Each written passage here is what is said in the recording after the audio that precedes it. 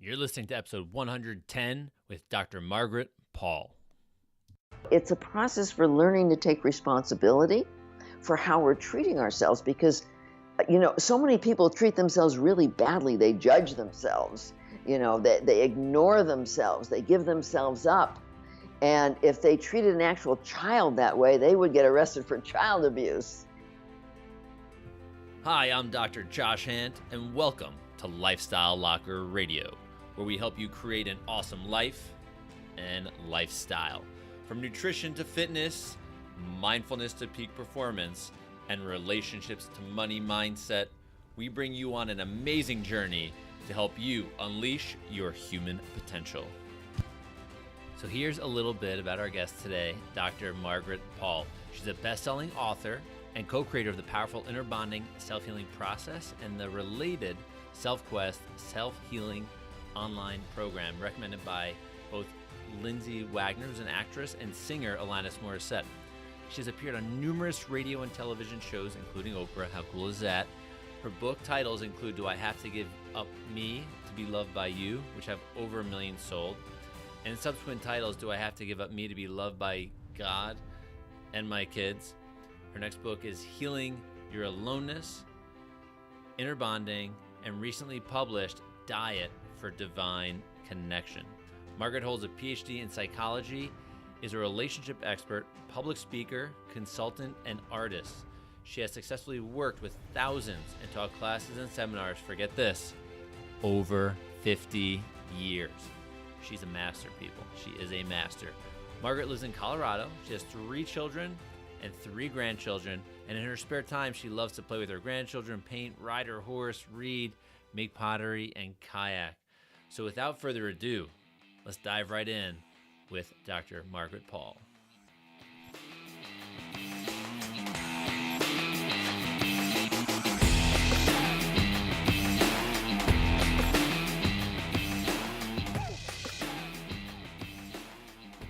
All right, everybody in the locker room today, Lifestyle Locker Radio, we've got Dr. Margaret Paul, so welcome to the show.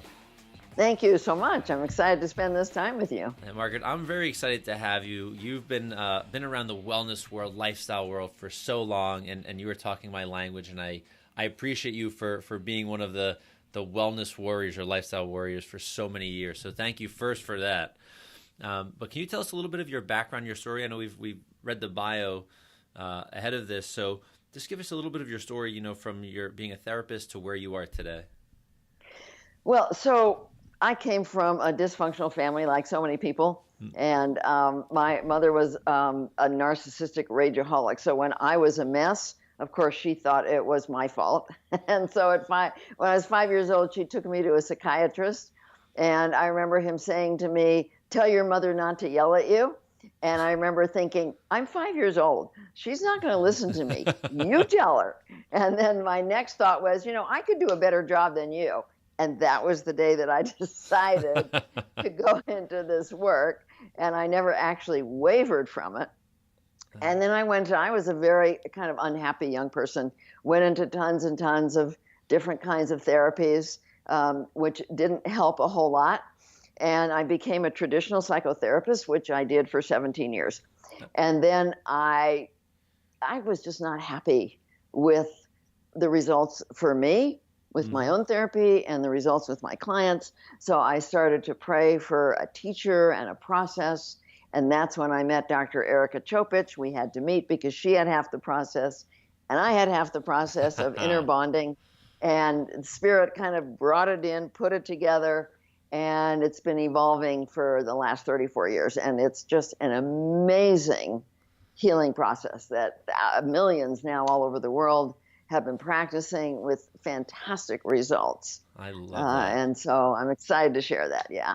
So how did you two actually meet though? Like, was that like the universe kind of put you both in a room together, or? Yeah. It was through a mutual friend. A mutual friend said, "You two have to meet." And we met and we felt like, where do I know you from? I mean, it was that recognition, Wow. Sense of recognition. And so, and then this process, emerged from our friendship, and I'm just thrilled with that.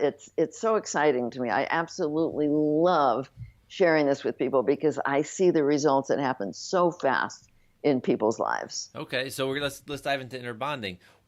So as a traditional therapist, are there certain techniques that you didn't like or things that you didn't like about the results, like specifically that led to specific other things in inner bonding? Yeah, well, I mean, people, they had to keep coming to me. If they're in crisis, they didn't know how to handle it. Mm-hmm. It was like, just like being there to support them, but didn't bring about the deep level of healing that I wanted, and I grew up with atheist parents, but I was kind of the spiritual kid. And so at some point I got on a spiritual path and searched and trying to understand, how do you have this connection? And I realized that there's no true healing without this connection. But as we developed inner bonding, we realized that we have to learn how to take responsibility for ourselves. We have to learn to show up as a loving adult rather than as this wounded person that most of us grew up as. But there's no role models for that. And we realized that we needed to be able to open to some higher wisdom, so some higher source of love and wisdom in order to know how to take loving care of ourselves and share that love with others. And so that put me on a spiritual path, trying to find that connection. Yeah. That's great, and then the connection with the other doc, and I think this is really neat because most people think that doctors do the healing. Yeah, right? They don't. And it doesn't, right? Doctors can be catalysts, can be facilitators, but they're not actually doing the healing. We ultimately heal from the inside out. That's right. I firmly, deeply believe that, and I don't think anyone would shake that foundation from me either. So, what things were people showing up in your life for when inner bonding started to become something? What were people getting help with? What types of things? Well, their relationships, their anxiety, their depression, their health issues, guilt, shame, anger, aloneness, emptiness, all the things that people suffer from. That's why they go into therapy. They're having a hard time, and they don't know what to do with this. And so, of course, they were coming to try and get help with this. And the traditional therapies, they're like Band-Aids, but they don't actually work to heal on the deep level. They don't heal the cause of all of these. And so inner bonding does. It gets down to the cause, and people learn quickly what to do about it. So one of the things that happened is that because I realized that we needed a spiritual connection, and I would have this once in a while, I'd feel it once in a while, but it would sort of descend upon me, and I didn't feel like I had a choice. And so I really wanted to have at-will spiritual connection. And that's where my latest book, Diet for Divine Connection, Beyond Junk Foods and Junk Thoughts to At-Will Spiritual Connection, came from. Because I had started eating really well as a young woman, because I had been sick as a kid and I didn't like it. And so I started eating really well a long time ago, and I got physically better, but I still didn't have this connection. And then inner bonding came in, and one of the tenets of the inner bonding process has to do with intention, and that there's only two intentions. One is the intention to protect against pain with some form of avoidant, addictive, controlling behavior. And the other is the intention to learn about loving yourself, filling yourself with love, and being able to share that love with others. And so when I understood this about intention, suddenly I was able to have this connection. It was just, whoa, it was just there. And I thought, wow, my clients, they're going to just open to learning and they're going to have this connection. But it didn't happen that way. And then I started saying, okay, why is this all of a sudden so easy for me and not for all these people? And it took me a while to connect the dots. But finally I realized that it's about frequency. And it's about the frequency of your body and the frequency of your mind. And so when you move into an intention to learn about love, you raise the frequency of your mind.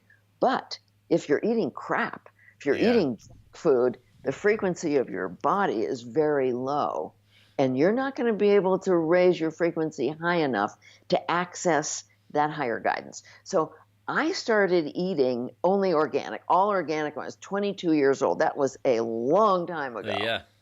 And so by the time inner bonding came in, my body was already in a very high frequency. Yes. And when I moved into an intention to learn, bam, there was the connection. That's great. I was gonna ask about the nutrition, because when you mentioned frequency, I mean, vibration, everything vibrates down to the cellular level or the atomic level, right? That's right. So I interviewed another person on vibration and energy, and it was interesting saying like the vibration, I don't remember the numbers, but like the vibrational frequency of like a hot dog versus, a piece of lettuce. It's like, yeah, that's right. One is like near death, and one is like this vibrant. This vibrant, yeah.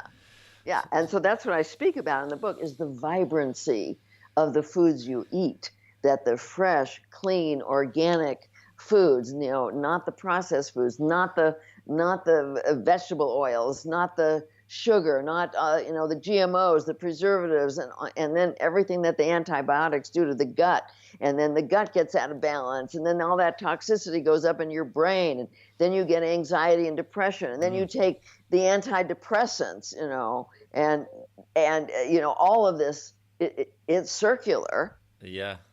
And it's horrible. It's horrible what's happening to the people. It's dumbing people down. It's disconnecting them from their source of love, and they don't know what to do. And then, I don't know if you know this, Josh, but every single mass shooter has been on those psychotropic drugs. I do. Every single one. Unfortunately, I do. Yeah, isn't that awful? And these people that are committing suicide are also on those drugs because they eat the crappy food, they get depressed, they go to a psychiatrist who doesn't know what to do to help them and puts them on these drugs, and then we have these results. Whereas when people learn how to take responsibility for themselves with the practice of inner bonding, people who love themselves don't kill themselves, and they don't kill other people. Yeah. I think it's really neat that you bring up the the medications and the food and everything. I mean, it's just talking about like the toxic lifestyle is the such a modern thing, and I mean toxic not only from the food, but I mean I'm losing the connection with you. Can you hear me? A bit better? There's a problem with the connection. How about now? Are you there? I am here. You cannot hear me? Can you see me? Yeah, now I can. Yeah, okay, so back. Good. I'm going to cut that part out. Yeah. So we're talking about the toxic lifestyle that people have nowadays, and how it doesn't allow for healing, period. And from being on so many medications, I think, and I believe it starts well before even these antidepressants or mood altering medications. I mean, it's I'm going back. We can go back, I don't know, maybe 100 years when kids were, if we're given vaccines, we're given 3, 4, 5, 6 max. Now we're like in double digits, like 60, 70, 80 before 18. So they're getting this toxic overload. They're trained to be on medications for a quick fix from day one. Right. So they don't, not that they're trying to be bad, and I don't want anybody to, I'm not pointing fingers at anybody, but it's like we're just trained like sheep just to keep using, and these antidepressants are horrible.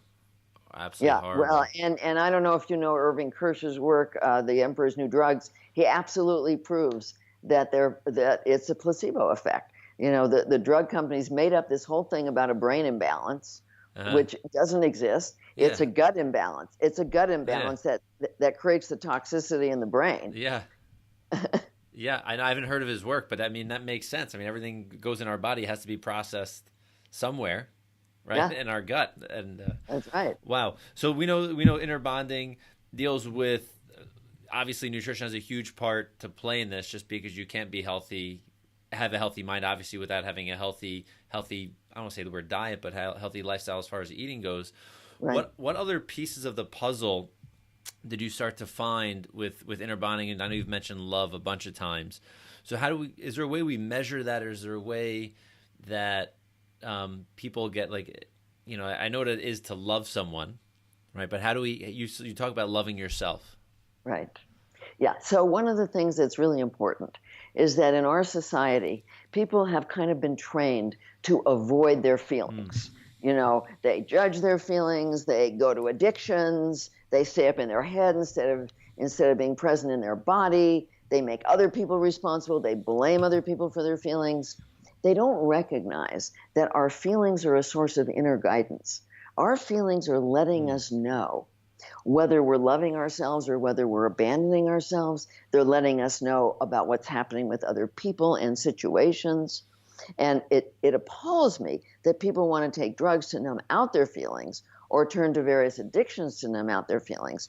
So step one of inner bonding is moving from mind focus down into body focus. Okay. So that you're present inside your body and your heart and soul with your feelings, that you're aware. Like if you have a baby, you want to be a loving parent, you don't put the baby to bed and go out to lunch. Yeah, exactly. Okay, so if you want to know when the baby cries, you have a baby monitor on. Yeah. Well, I call this having your inner baby monitor on. Okay. It's like, okay, you got to stay tuned in, and I stay tuned into my body, and the minute I feel anything other than peace and fullness in my body, I attend. What am I telling myself? How am I not taking care of myself? How might I be abandoning myself? And so it's a process for learning to take responsibility for how we're treating ourselves, because so many people treat themselves really badly. They judge themselves, they ignore themselves, they give themselves up. And if they treated an actual child that way, they would get arrested for child abuse. Yeah. And I call it inner child abuse, because they're just abandoning themselves and then wondering why they feel so bad. So in inner bonding, you're learning to go inside and learn about how you're treating yourself, learn about the false beliefs that are leading you to act that way, because we have so many programmed beliefs, about we're not good enough, we're not worthy, we're flawed, we're unlovable, somebody else has to approve of us for us to be okay, we have to be perfect, and we have to have control over how other people feel about us to be okay. All these false beliefs. Where do they come from, these false beliefs? Well, they come from, as we're growing up, they come from the role modeling that we got from our parents, how we were treated, how they treated themselves. If people think about how their parents treated themselves, how often did they see their parents taking responsibility for their feelings?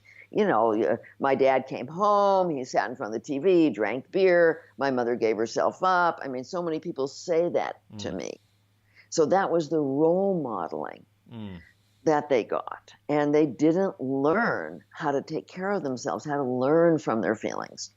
And so in inner bonding, in step one, we tune in and we get present with our feelings. In step two, we move into the intention to learn and we connect with that higher source. And then in step three, we go inside, we explore.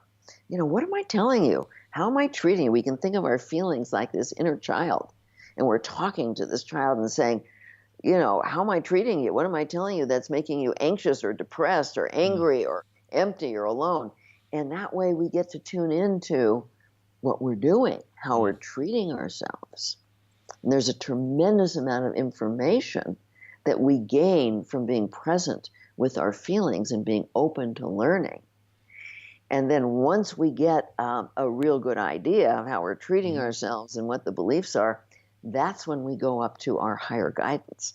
And if people are open to learning and they're eating well, they're going to have an easy time. They're going to say, well, what's the truth about this belief and what would be loving to myself? And they're going to start getting that information.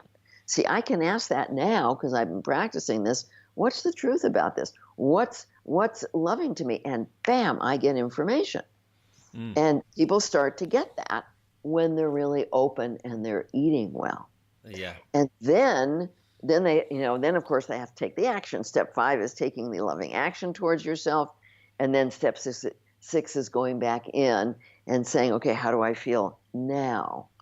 Instead of so instead of if I stop judging myself and I move into compassion for myself how do I feel? As you know, how am I going to feel if I'm judging myself as opposed to if I'm honoring myself and being compassionate towards myself? I'm going to feel completely differently. How am I going to feel if I'm putting pressure on myself and telling myself I got to do this perfectly, as opposed to saying, you know what, I'm going to love you no matter how you do. Make all the mistakes you want. I'm here. You're lovable just as you are, and you don't have to perform to be okay. There's such a huge difference in how we feel. Yeah. Yeah. That's self-talk, right? I mean, it's unbelievable.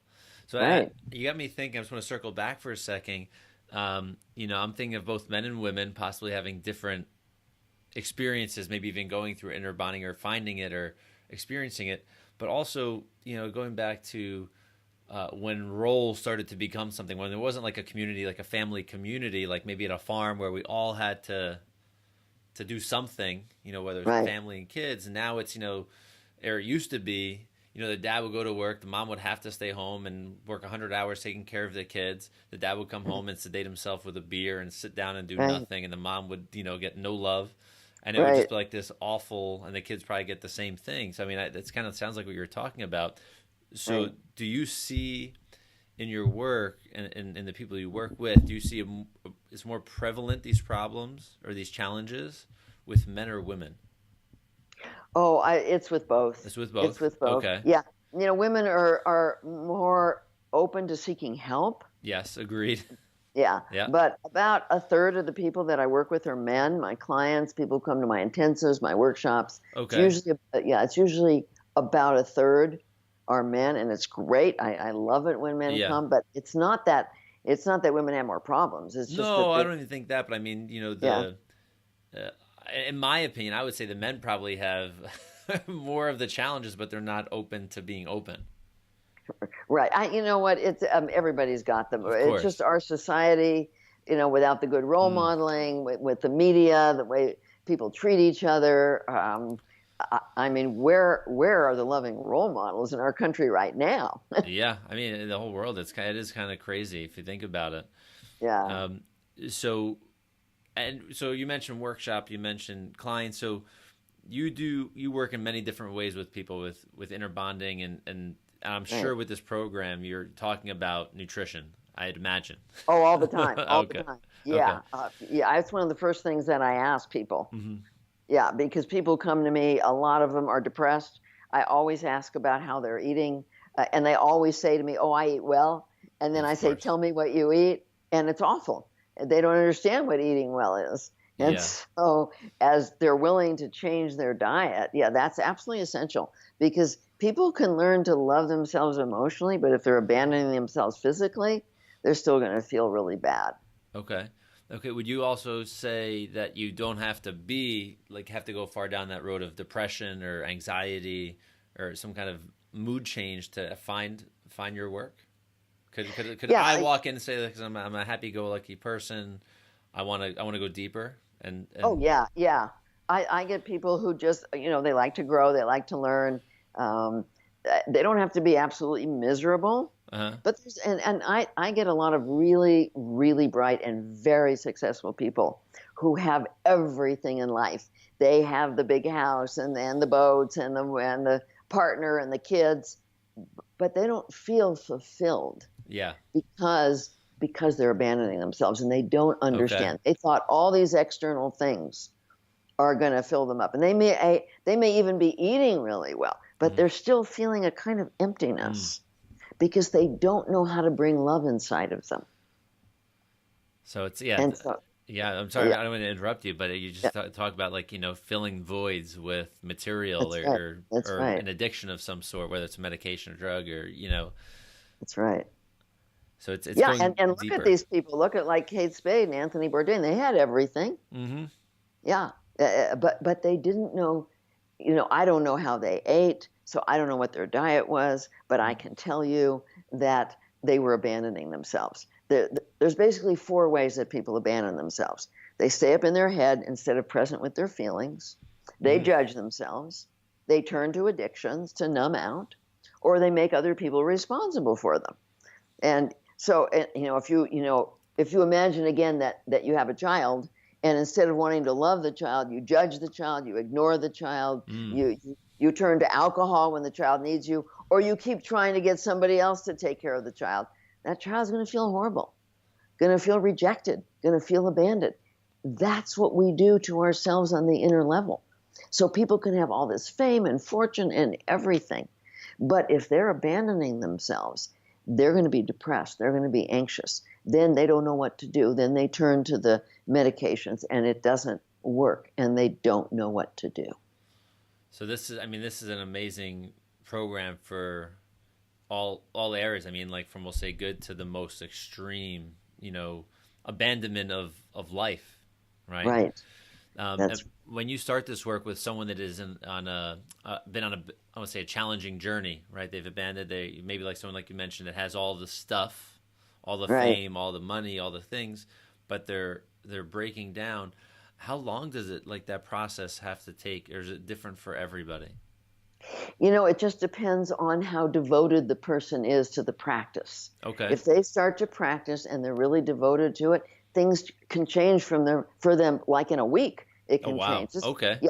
Yeah, it works really, really fast. But what happens with a lot of people is they get devoted to it and they really do it and they start to feel so much better right away, they think they're done.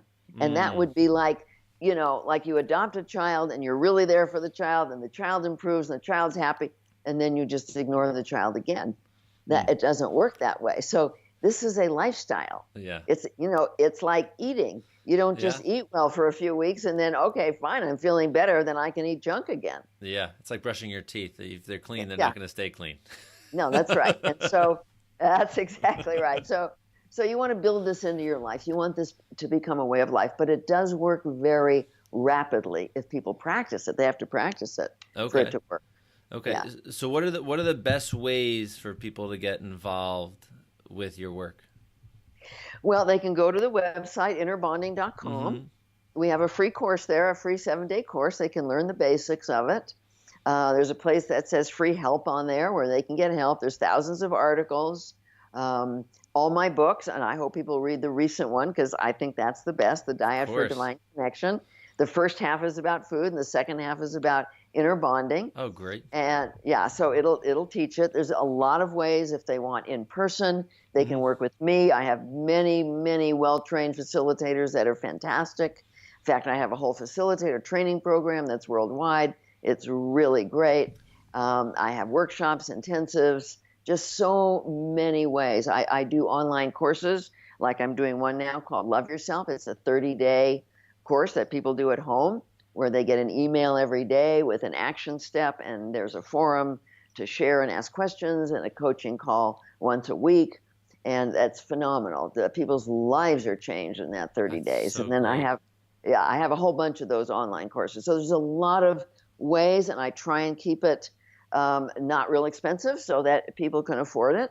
I try, and then we have this amazing program called SelfQuest, which is online. It's a way of learning inner bonding for people who really like to be on their computer. It's a very in-depth way of learning inner bonding. So there's many, many ways that people can learn it. That's great. I mean, I think it's so amazing that you've kind of touched all the bases and all the ways people like to learn, in person, in a group setting, on an online setting.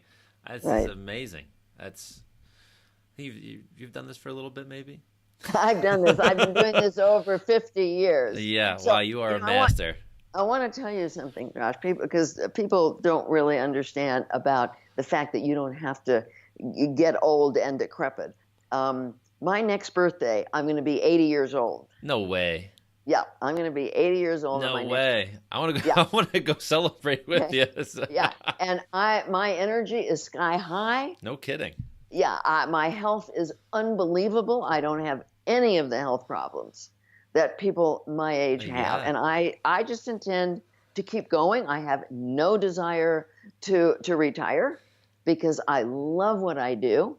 Yeah, and I want people to know that they don't have to get sick and they don't have to get tired. They don't have to feel old. That there is a way really to live this full, wonderful, vibrant life if they learn to take responsibility for themselves. Wow. Margaret, this is awesome. You just blew my mind. I would never in a day In a million years, I would never guess that you're gonna next birthday is gonna be 80. Yeah. I tell you what, I bet it's gonna be one heck of a party. Good Yeah. celebration, right? You hit the midlife crisis soon, right? Right. Oh my goodness. So this is great, Margaret. I want to thank you. This has been one amazing conversation. If there's one step, if there's one program or one thing that you think the audience could jump in and start tomorrow, what would it be? It would be to start to use your breath to get inside your body and scan your body for your feelings and move towards them, get present with them instead of doing anything to avoid them. And it would be to start to just ask, even if you have no spiritual belief system at all, but just ask, what's in my highest good right now? What's loving to me right now? And just start to focus on that. Because people will start to receive some information about that. That alone can be an amazing change for people. Yeah. It's interesting that you said that the question, we usually get the answers to the questions we ask. Yeah, right? we do. And I think people are probably asking some of the wrong questions. And I love the way you phrase that, going into something positive. Right. Wow. Right. Yeah. All right. Well, Margaret, I want to thank you so much. I know you got to go take care of your horses, right? Right. I have horses. Yes, I live on a beautiful ranch, which I love, and awesome. have to feed my horses. Yes. Well, I want to thank you so much. Everybody that's listening in is thanking you, and we're going to make sure everything is connected to you. All your details are in the show notes. We're going to link everybody to your best places to buy the books, to find the courses, everything. And if they want to find you in person, we'll make sure we have that available too. Great. Thank you so much. Locker Nation, how awesome was Dr. Margaret Paul? I absolutely loved her, and this is someone we all have to look up to. She's been in the wellness world for 50 plus years, right? There's some longevity there, and people don't stay around doing the same thing unless it's working, unless they are crazy, and I can tell you something, she is not. She is one very intelligent woman who's out to help and save the world one person at a time. So make sure you head over to lifestylelocker.com/Margaret Paul, and you'll have all the details there. You'll see that in the show notes as well. Any way and every way you can connect with her, I want to make sure you can. And make sure you do go get her book, Diet for Divine Connection. That's her most recent one, and then you can see everything else she has available. We look forward to seeing you all soon on the next episode. All right, y'all. Peace out. Bye-bye.